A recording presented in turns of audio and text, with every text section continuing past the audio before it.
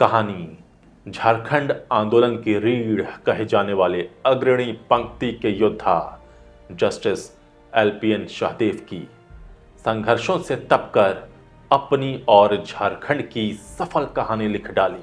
कैसे लातेहार के बीहड़ गांव में जन्मा बच्चा उच्च न्यायालय का न्यायाधीश बना, कभी खुद बोरा लेकर स्कूल जाते थे, आज वही स्कूल उनके नाम से जाना जाता है।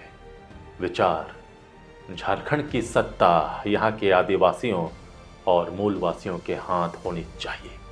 नमस्कार, आजाद सिपाही के विशेष में आपका स्वागत है। मैं हूं राकेश सिंह। जस्टिस एलपीएन शाहदेव, जिनका नाम लेते योद्धा की तस्वीर सामने आती है। यह नाम झारखंड ही नहीं, पूरे देश में किसी परिचय का मोहताज नहीं है। जस्टिस एलपीएन शाहदेव झारखंड का पहला भूमिपुत्र, जिसे उच्च न्यायालय का न्यायाधीश बनने का गौरव प्राप्त हुआ था। कभी बोरा लेकर स्कूल जाने वाला बच्चा कैसे जज की कुर्सी तक पहुंचता है, यह कहानी अपने आप में ही प्रेरणा का स्रोत है। गरीबी मैलों कपड़ों से झलकती थी, लेकिन ज्ञान और मेहनत के इतने धनी कि झारखंड की आने वाली पीढ़ियों की किस्मत बदल डाली। पढ़ाई के प्रति जुनून इतना, और इससे अर्जित ज्ञान से उन्होंने खुद को ऐसा हथियार बना डाला जिसने झारखंड के आंदोलन को नई दिशा दे डाली। संघर्ष से उनकी दोस्ती थी, संघर्ष ही उनका हथियार, संघर्ष ही उनका जीवन था और संघर्ष ही उनकी कहानी। जस्टिस एलपीएन शाहदेव की कहानी जितनी रोमांचक है, उतनी ही प्रेरक भी। तो आइए न्यायमूर्ति लाल पिंगला नाथ शाहदेव की कहानी के भीतर झांकते हैं।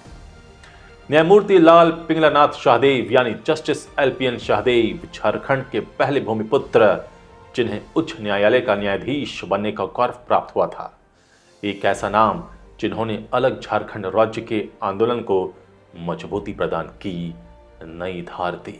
झारखंड आंदोलन के प्रणेता जस्टिस लाल पिंगला नाथ शाहदेव का जन्म 3 जनवरी 1930 को लातेहार जिला के चंदवा प्रखंड के बीहड़ जंगल के रोल गांव में हुआ था। न्यायमूर्ति एलपीएन शाहदेव राज परिवार से ताल्लुक रखते थे, लेकिन समय के साथ साथ परिस्थितियां कुछ ऐसी बनी कि संघर्षों के महाजाल में जिंदगी कठिन बनती चली गई। उनका शुरुआती सफर भी बहुत ही संघर्षों भरा रहा। जब उन्होंने पढ़ाई शुरू की, तब लोगों ने कहा कि राजा के बेटे को पढ़ने की क्या जरूरत। अब यह एक अलग ही सामाजिक संघर्ष था। लेकिन श्री शाहदेव को उनके पिता ने पढ़ाना शुरू किया। उन्हें बखूबी पता था कि ज्ञान से बड़ा खजाना और कुछ नहीं। भले राजपाट और जमींदारी चली गई थी, लेकिन उस परिवार ने कभी भी बुलंदियों को भी अपने माथे से नहीं लगाया। कहते हैं, संस्कार जीवन का वह अमूल्य रत्न है जिसे न खरीदा जा सकता है और न बेचा, उसे सिर्फ तराशा जा सकता है। बाल शाहदेव के पिता ने उनके मस्तिष्क में कभी आने ही नहीं दिया कि वह राज परिवार के सपूत हैं। पढ़ो और खूब पढ़ो, इसी मंत्र से उन्होंने बाल शाहदेव का पालन पोषण किया। श्री शाहदेव में संस्कार कूट कूट कर भरा था। वह शुरू से ही आदर्श पथ पर चलते थे। उनकी प्रारंभिक शिक्षा लातेहार जिला के बीहड़ जंगलों के आसपास के इलाके में ही हुई। वह जंगल जितना घना था, उतना ही अनोखा था। उस जंगल के घनत्व में कुछ तो बात रही होगी जिसने श्री शाहदेव के रगों में संघर्षों से लड़ने की शक्ति भर दी। उन्हें पढ़ना था, खूब पढ़ना था, फिर क्या था। बाल शाहदेव ने खुद का बोरा उठाया और जमीन पर बिछाकर सरकारी स्कूल में पढ़ाई शुरू की। कक्षा 5 तक वह उसी स्कूल में पढ़े। पढ़ने की ललक इतनी कि बीहड़ से निकल पहुंच गए रांची के रातू रोड। काका का घर था और श्री शाहदेव वहीं रहकर पढ़ने लगे। उन्होंने अपनी 10वीं तक की पढ़ाई बालकृष्ण स्कूल से पूरी की। उसके बाद उन्होंने रांची कॉलेज से अपनी इंटर और ग्रेजुएशन की पढ़ाई पूरी की। उन दिनों राज परिवार के लोग अपनी संपत्ति ऐशो आराम के लिए बेचा करते थे, लेकिन श्री शाहदेव के हिस्से जो संपत्ति आई थी, उन्होंने उसे अपने पढ़ाई में लगा दी। शुरू से ही संघर्ष पथ पर चलने वाले श्री शाहदेव की जिंदगी में संघर्ष कम नहीं था कि अब नित दिन और नए नए संघर्षों से उनका सामना होता गया। अब जब दोस्ती ही संघर्ष से कर ली थी तो सामना तो होता रहेगा। अपने काका के यहाँ रहकर जब वह पढ़ा करते थे, उस दौरान वहाँ काफ़ी संख्या में और भी बच्चे रहकर पढ़ा करते थे। पढ़ाई में फोकस बहुत ज़रूरी होता है, यह वही समझ सकता है जो पढ़ता है। लेकिन अपने फोकस से श्री शाहदेव डिगे नहीं, मन लगाकर बस पढ़ते रहे। कभी राज परिवार के सपूत रहे श्री शाहदेव के पिता की जमींदारी छिन जाने से आर्थिक तंगी और संघर्ष जिंदगी का एक हिस्सा बन गया। इस संघर्ष का चरम यह रहा कि उन्हें कई बार मैले कपड़े पहनकर स्कूल जाना पड़ता था, लेकिन पढ़ाई का जुनून इस कदर था कि वह डिगे नहीं। उन्हें उनके कपड़ों में कभी मैल दिखा ही नहीं, सिर्फ पढ़ना था। जब कानून पढ़ने पटना गए तब मिंटू लॉच और लोटा की कहानी भी बड़ी दिलचस्प रही। श्री शाहदेव कानून पढ़ना चाहते थे। उस वक्त रांची में कानून की पढ़ाई नहीं होती थी। फिर क्या था, उन्होंने बैग पैक किया और पटना निकल गए। यहां उनकी मुलाकात एक और नए संघर्ष से हुई। बेस्ट फ्रेंड था संघर्ष, साथ नहीं छोड़ता था। यह संघर्ष का नाम था मिंटू लॉज। श्री शाहदेव मिंटू लॉज में रहने लगे। मिंटू लॉज की भी अलग कहानी थी। वहां पर 50 बच्चों के लिए एक टॉयलेट हुआ करता था।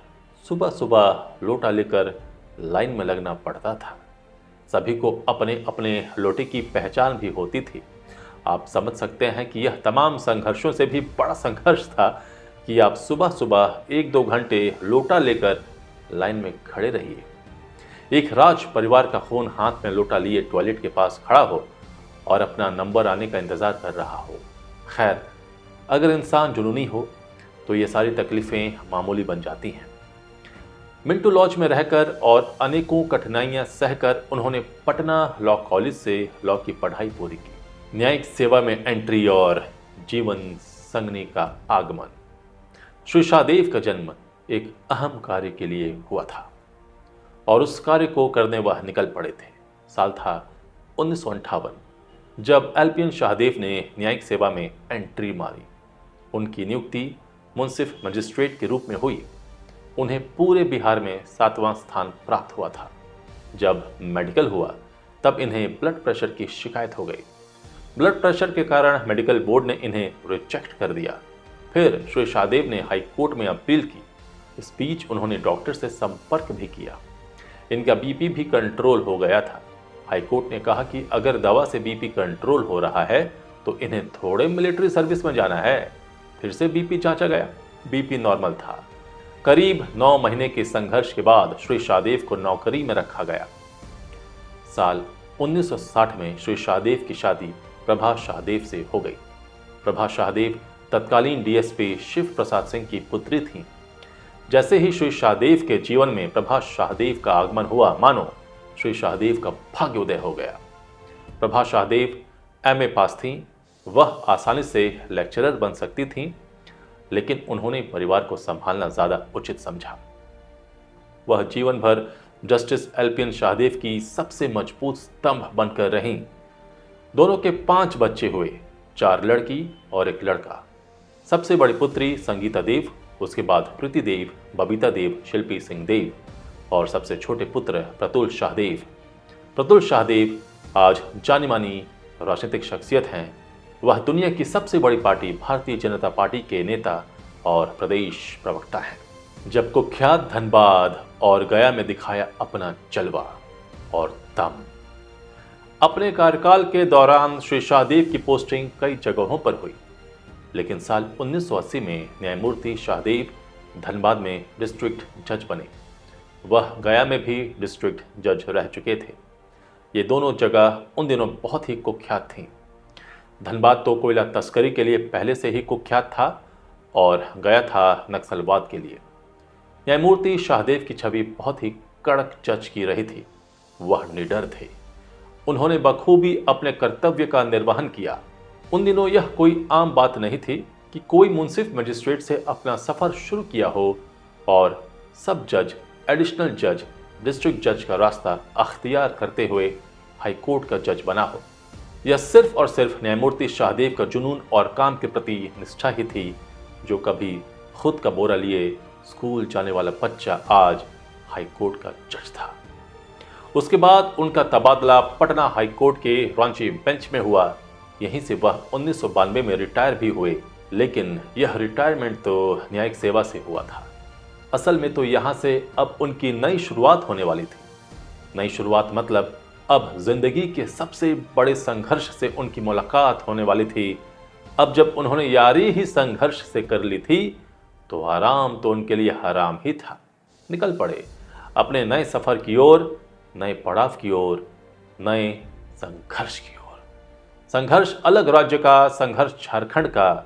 यहां बताना महत्वपूर्ण हो जाता है कि जस्टिस शाहदेव झारखंड के पहले भूमिपुत्र थे जिन्हें उच्च न्यायालय का न्यायाधीश बनने का गौरव प्राप्त हुआ था।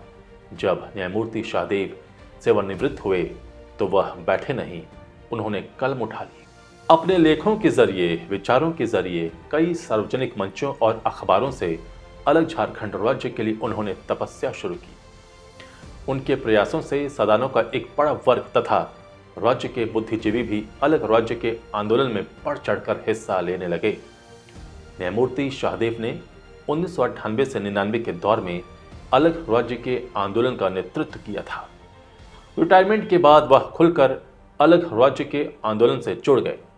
इनका हरमू आवास आंदोलनकारियों और नेताओं का अड्डा हुआ करता था। यहां आंदोलन की रूपरेखा से लेकर स्वरूप तक व्यापक चर्चा होती थी। जब जब केंद्र सरकार ने आंदोलन को संवैधानिक भूल भुलैया में फंसाने की कोशिश की तो न्यायमूर्ति शाहदेव कानून विशेषज्ञ के रूप में सामने आए।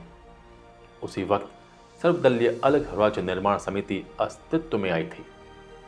अलग राज्य के प्रबल समर्थक एवं गैर राजनीतिक पृष्ठभूमि से आने के कारण सर्वसम्मति से न्यायमूर्ति शाहदेव को सर्वदलीय अलग राज्य निर्माण समिति का संयोजक चुना गया। 1998 में श्री शाहदेव ने सर्वदलीय अलग राज्य निर्माण समिति के संयोजक के रूप में आंदोलन की कमान भी संभाली। यह वह दौर था जब झारखंड में भाजपा, झारखंड मुक्ति मोर्चा, आजसू, वामदल, जदयू सहित विभिन्न विचारधारा के कुल 16 दल अलग राज्य के गठन के लिए एक मंच पर आए थे। यह झारखंड आंदोलन के बिखराव और ठहराव का दौर था। 1998 में केंद्र सरकार ने झारखंड राज्य के गठन संबंधी बिल को सदन में पेश कर राय जानने के लिए बिहार विधानमंडल में भेजने की घोषणा की थी। यह वही दौर था जब बिहार सरकार का दमन चरम पर था। बिहार सरकार अलग राज्य नहीं देना चाहती थी और आंदोलनकारी अलग राज्य के लिए मर मिटने तक को तैयार थे। ये वही दौर था जब लालू यादव ने कहा था, झारखंड मेरी लाश पर बनेगा। इस घोषणा से बौखलाकर लालू प्रसाद यादव ने कहा था कि बिहार का बंटवारा उनके लाश पर होगा। तारीख 21 सितंबर साल 1998 बिहार विधानमंडल में झारखंड विधेयक पर वोटिंग होनी थी। बिहार विधानसभा में उत्तर और मध्य बिहार के विधायकों के बहुमत को देखते हुए यह निश्चित था कि झारखंड विधेयक विधानसभा में गिर जाएगा। सर्वदलीय अलग राज्य निर्माण समिति की संयोजक मंडली ने यह निर्णय लिया कि 21 सितंबर को ही झारखंड बंद का आयोजन हो। इसके पीछे तर्क था कि विधेयक तो विधानसभा में वोटिंग के दौरान गिर जाएगा, लेकिन अगर झारखंड बंद सफल रहा तो केंद्र को यह स्पष्ट संदेश जरूर जाएगा कि अलग राज्य के मुद्दे पर झारखंड एक मत है। उन दिनों लालू यादव द्वारा यह दुष्प्रचार किया जा रहा था कि झारखंड की मांग सिर्फ मुट्ठी भर आदिवासियों की मांग है। लालू प्रसाद यादव ने बंद को विफल करने के लिए पूरी तैयारी की थी।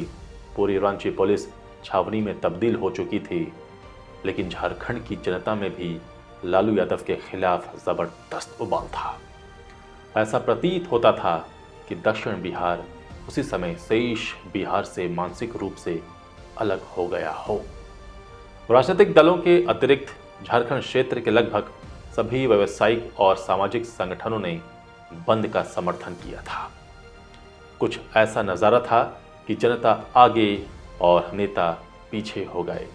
जब न्यायमूर्ति एलपीएन शाहदेव की गिरफ्तारी से पूरे देश में हड़कंप मच गया, फिर 21 सितंबर का वह दिन भी आ गया।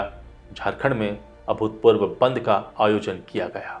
न्यायमूर्ति शाहदेव की नेतृत्व वाली 16 राजनीतिक दलों की सर्वदलीय अलग राज्य निर्माण समिति अब कमर कस चुकी थी। पहले माटी और फिर पार्टी का नारा बुलंद हुआ। हजारों हजार कार्यकर्ता सड़क पर उतर गए थे। कहीं कोई जोर जबरदस्ती नहीं हुई। लोग खुद ही स्वेच्छा से बंद को सफल बनाने निकल पड़े। रेल आवागमन भी प्रभावित हुआ। बस, टेम्पो और अन्य साधन भी ठप रहे। ऐसा प्रतीत हो रहा था जैसे पूरा झारखंड एक होकर कह रहा हो कि अब हमें बिहार से मुक्ति दो। आंदोलन के क्रम में 21 सितंबर को झारखंड बंद के दौरान जुलूस का नेतृत्व करते हुए न्यायमूर्ति शाहदेव को पुलिस ने शहीद चौक के पास गिरफ्तार कर लिया। उन्हें कोतवाली ले जाया गया। वहां उन्हें और उनके संग सैकड़ों कार्यकर्ताओं को घंटों रखा गया। न्यायमूर्ति शाहदेव की गिरफ्तारी से पूरे देश में हड़कंप मच गया था, क्योंकि पहले कभी ऐसा नहीं हुआ था कि उच्च न्यायालय के किसी न्यायाधीश को आंदोलन के क्रम में गिरफ्तार किया गया हो। आंदोलन के इस दौर में न्यायमूर्ति शाहदेव ने एक नई ऊर्जा का संचार किया था। सदानों का एक बड़ा वर्ग जो इस आंदोलन को शंका से देखता था, वह भी इस आंदोलन से पूरे तरीके से जुड़ गया था। कई बार ऐसा समय भी आया जब केंद्र सरकार ने झारखंड राज्य के आंदोलन को संवैधानिक भूल भुलैया में उलझाने की कोशिश की थी। तब न्यायमूर्ति शाहदेव ने इसका जबरदस्त प्रतिकार किया था। उन्होंने ही सर्वप्रथम बताया था कि अगर बिहार विधानसभा विरोध भी करे तो भी अलग राज्य का गठन हो सकता है। श्री शाहदेव ने यह भी स्पष्ट किया था कि अलग राज्य के गठन संबंधी विधेयक को सदन में मामूली बहुमत से भी पारित कराया जा सकता है। इस विधेयक से संविधान संशोधन होने के कारण ज्यादातर लोग यह समझते थे कि इसे पारित करने हेतु 2/3 बहुमत की जरूरत है। न्यायमूर्ति शाहदेव ने विधि विशेषज्ञ के रूप में, झारखंड आंदोलनकारियों के प्रतिनिधि के रूप में कई बार केंद्र सरकार के प्रतिनिधियों से बातचीत की थी। केंद्र भी झारखंड आंदोलन की व्यापकता के कारण इसे नजरअंदाज नहीं कर पाया। सपना हुआ साकार, मिल गया झारखंड। न्यायमूर्ति LPN शाहदेव झारखंड आंदोलन के रीढ़ थे। झारखंड आंदोलनकारियों का जुनून ही था जब 1999 में अलग राज्य झारखंड का बिल पास हुआ और 2000 में झारखंड बना। झारखंड बनने के बाद भी न्यायमूर्ति शाहदेव सामाजिक रूप से उतने ही सक्रिय रहे। वह बैठे नहीं रहे। उन्होंने फिर एक और नया लक्ष्य निर्धारित किया, आंदोलनकारियों के हक की लड़ाई की कमान संभाली। तो ऐसी शख्सियत थे लाल पिंगलानाथ शाहदेव, जो कभी रुके ही नहीं, हमेशा समाज के लिए लड़ते रहे। आजाद सिपाही के विशेष में अभी इतना ही। आप हमारे इस YouTube चैनल को जरूर सब्सक्राइब करें और भी अधिक जानकारी के लिए पढ़ते रहिए अपना लोकप्रिय दैनिक अखबार आजाद सिपाही। धन्यवाद।